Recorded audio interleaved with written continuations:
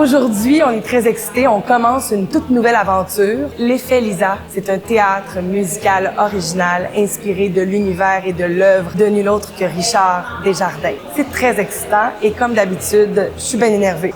Je capote. J'ai super hâte. Je suis ravie, enthousiaste et bénie. Richard Desjardins et moi, vous le savez pas, mais c'est une histoire d'amour. Lui non plus, il sait pas. J'ai vu Richard Desjardins pour la première fois quand j'avais 14 ou 15 ans. Sa poésie vient complètement remuer tout ce que je suis. Le soleil se lève sur les Yankees quand la journée est large. Tout ça habite mon cœur et mes oreilles. Je me suis plongé dans son répertoire. Puis là, j'ai fait « OK, c'est vraiment un homme immense. » Qui a une œuvre d'une richesse infinie qu'on peut redécouvrir sans fin. L'Effet Lisa, c'est une fable, c'est un conte. C'est l'effet de la lune sur nous, les humains. La lune qui impacte les marées hautes, les marées basses, qui fait en sorte qu'on a envie de s'aimer, de se déchirer. La Lune a toujours été là, du moins dans l'histoire de l'humanité, a été témoin de toute son évolution, de tout ce qui s'est passé et de tout ce qui va se passer après nous. Donc, dans le spectacle, c'est un collage, un tricot à partir des textes originaux de Richard Desjardins, de ses paroles de chansons, mais aussi des extraits d'entrevues. Et il y a aussi un texte original qui est ici à travers tout ça, qui nous permet de raconter une toute nouvelle histoire. Bien sûr, c'est tout un vertige d'oser poser des mots aux côtés des mots d'un monument comme Richard Desjardins. Mais une fois qu'on passe par-dessus ce vertige-là, ça a été vraiment une aventure passionnante. On a choisi d'aller chercher les personnages qui sont dans les chansons de Richard Desjardins et de leur donner vie sur scène. Je pense au Bum, au Bon Gars, je pense à Jenny, à la femme de ménage de Tu m'aimes-tu. Mais on a aussi choisi d'inventer des nouveaux personnages. L'enraciné, l'homme du camp et même la Lune, qui est la narratrice de l'histoire. Pour moi, jouer la lune, c'est comme avoir la chance de rencontrer une sœur, l'entremetteuse des amoureux. La lune m'inspire, la lune me bouleverse, la lune me rappelle que j'habite une planète dans un univers en mouvement. Franchement, jouer la lune, c'est un cadeau immense. Ah ben ça, l'homme du camp, là. C'est un homme qui habite entre, je dirais, la sève puis le ciel, l'homme territoire. L'homme saison, l'homme poète, l'homme canon. C'est un chercheur d'âme. C'est une grâce pour moi de jouer ça. L'enracinée, c'est la serveuse du Boomtown Café, celle qui sert du réconfort. C'est la mère, c'est la grande sœur qui a tout vu, qui a tout entendu. Elle est là depuis toujours, puis elle va être là à jamais.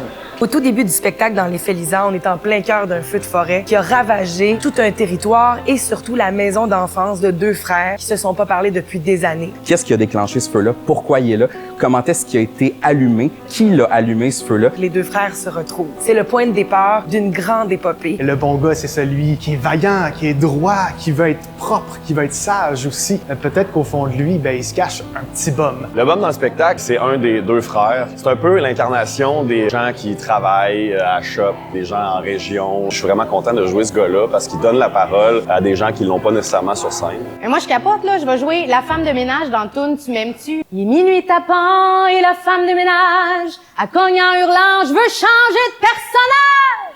Les femmes dans l'œuvre de Desjardins sont chanceuses parce qu'elles sont aimées. Dans l'Effet Lisa, il y a vraiment un quatuor d'interprètes féminines. Chacune interprète un personnage tellement fort, tellement puissant. Ça va être vraiment intéressant de travailler ces différentes silhouettes-là, de vraiment leur donner un caractère vraiment unique, puis d'aller souligner un peu l'apport de la vision de chacune de ces femmes-là, puis comment elles transcendent l'amour et les mots de Richard Desjardins. Il a cette façon de magnifier l'amour. Finir une chanson en disant « Coudon, tu m'aimes-tu ».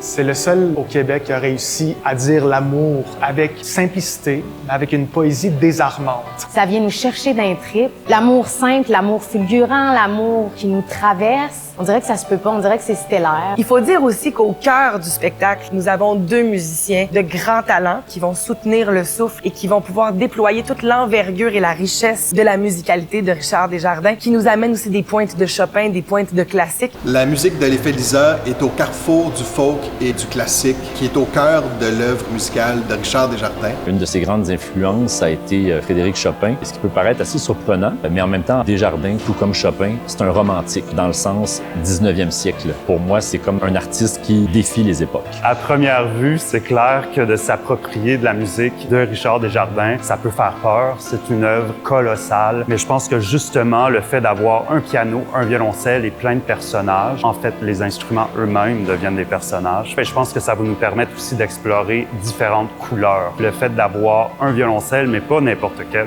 quand même un Stradivarius de 1707, un instrument qui se nomme la Comtesse de Steinlein ex Paganini. Je pense que ça va incarner l'émotion de sa musique parfaitement. Je pense que la musique va m'attirer à des places encore plus loin que d'habitude. Je suis pas mal sûre que je vais verser une petite larme en arrière de ma console. La langue française est magnifique. La langue québécoise est originale, unique. Celle de Richard Desjardins est spectaculairement belle. C'est fondamental au Québec. Les mots de Richard Desjardins, c'est notre identité. C'est pas juste le musicien, c'est aussi le gars engagé qui est protecteur un peu de la nature. Moi, la forêt, là, quand je suis dedans, je peux pas avoir l'air ésotérique, là, mais vraiment, les arbres me parlent. La forêt me parle. C'est mon ami. Évidemment, tout le rapport au territoire, à la forêt boréale qu'on a, nous, ici, en Amérique du Nord, au Québec. La forêt, pour moi, c'est quelque chose d'essentiel, c'est quelque chose qu'on doit protéger. C'est vraiment un rêve pour moi de pouvoir enfin chanter, enfin jouer en chantant. J'ai la chance de pouvoir chanter Jenny, Comment être un bon gars, me mettre un homme là-dessus.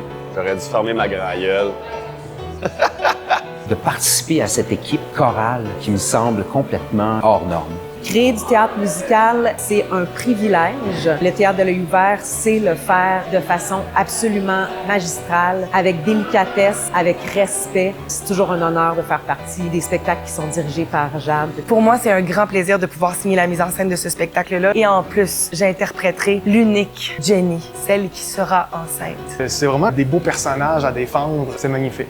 On va dépasser des bornes, on va brûler les planches. C'est le cas de le dire. Venez nous voir au théâtre, ce sera formidable. Vous allez être transportés, venez voir ça. Les faits que tu me fais